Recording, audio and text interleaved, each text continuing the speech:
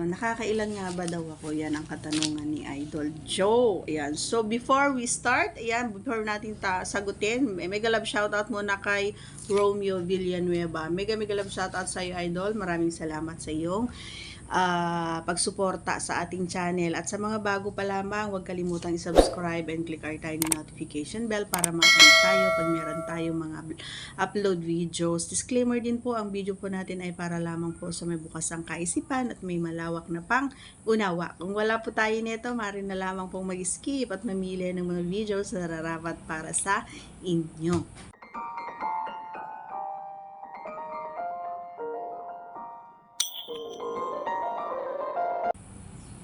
Okay. So, actually, nasagot ko na to, no? Pero, sige, ulitin natin. Alam mo, Idol, ako ay nakakatapos ng 5 hanggang 6.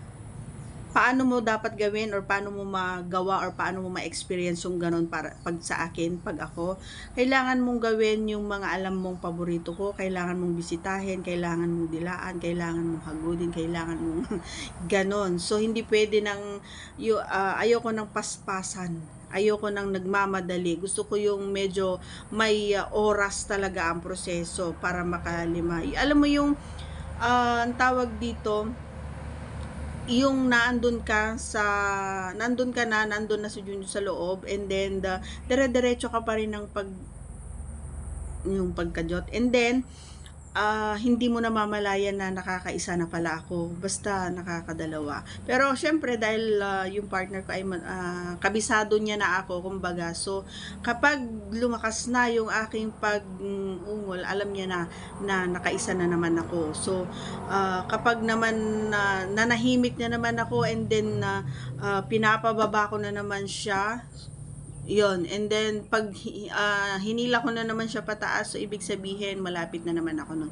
So kailangan lang talaga, mga idol, ay kabisado mo yung mga ayaw at gusto ng kapareha mo para hindi siya maibiyerna sa tuwing kung gusto mong, kahit naman ang lalaki kayang-kaya namang gawin yon, basta marunong din ang babae na kontrolin, kumbaga, alam mo yon, kayang-kayang makalima or ang lalaki, makarami.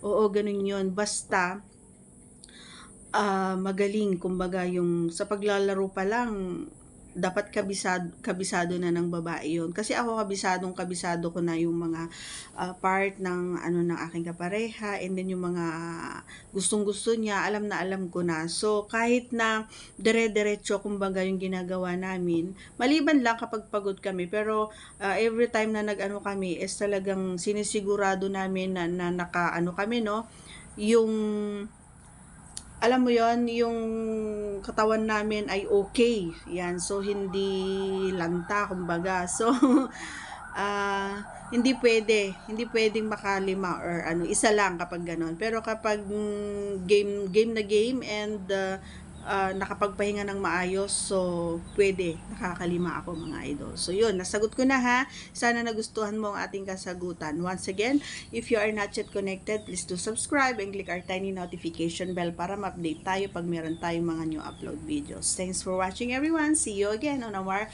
next vlog. Bye!